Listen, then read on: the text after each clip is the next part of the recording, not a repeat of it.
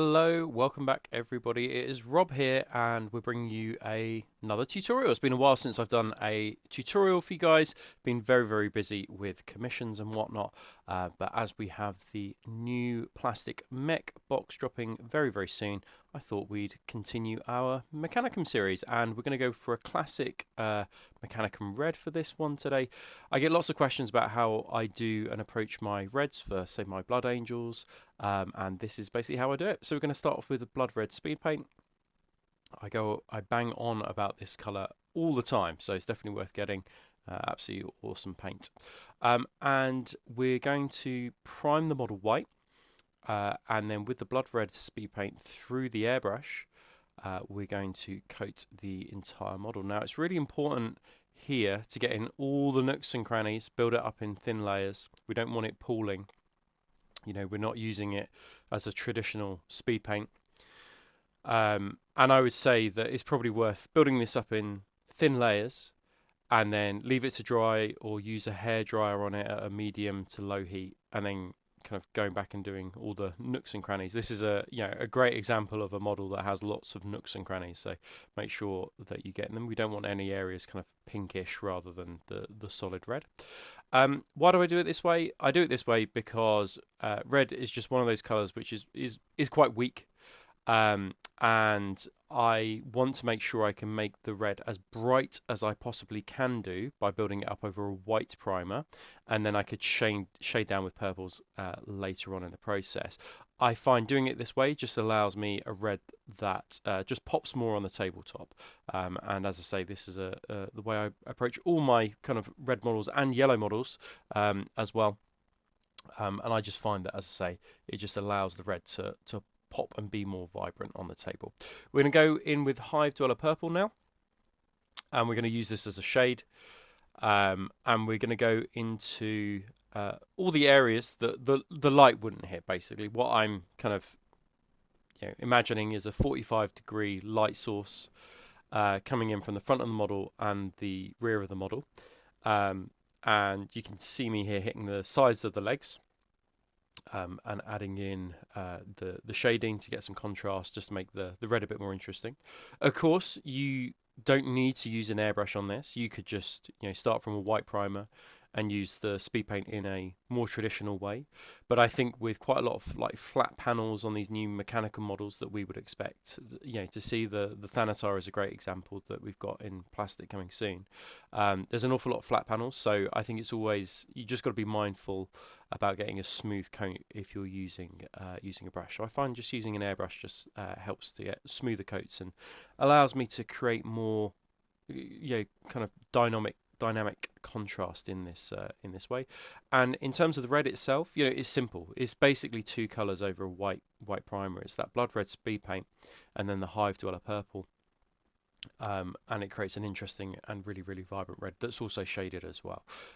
And then it's up to you how dark you want the shadows. Obviously the more we go over with the Hive Dweller Purple into the shaded areas, the darker it will become.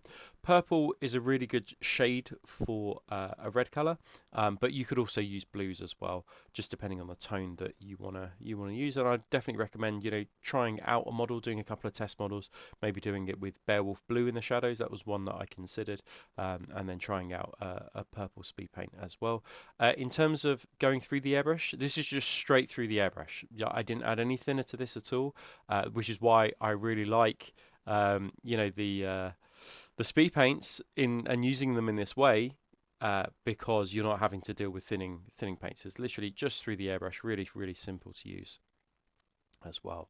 So I've now glossed the model, and I'm applying transfers here. Now I'm not going to go through how to kind of do transfers. I've done specific transfer videos before on this channel, so you can go have a search back and have a look at how exactly and what the process is for transfers. But we are going to use some legendary red now. So you might have noticed that I've not done any kind of edge highlighting on this model at all, and actually kind of the steps have been relatively straightforward and very simple and quick before we get to the transfer stage. What I'm doing here is just adding in a little bit of definition on those edges.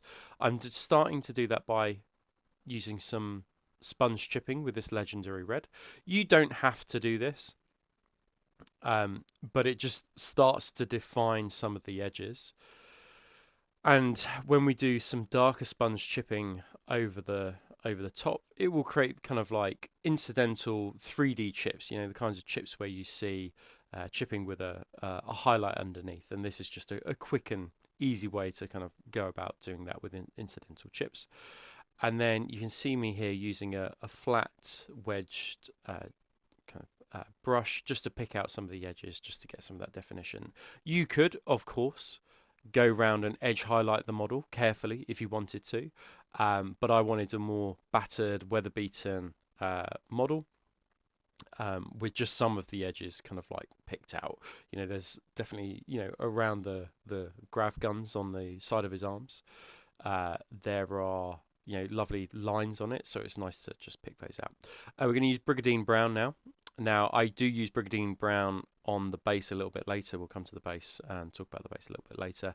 But for the sponge chipping, I am using Brigadine Brown. It's a really versatile colour.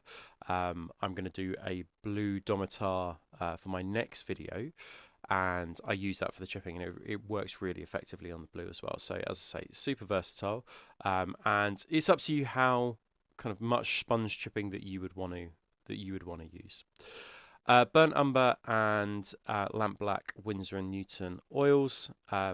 I've reglossed the model just to protect all that chipping and the transfers as well, because I use white spirit when mixing it with the oils.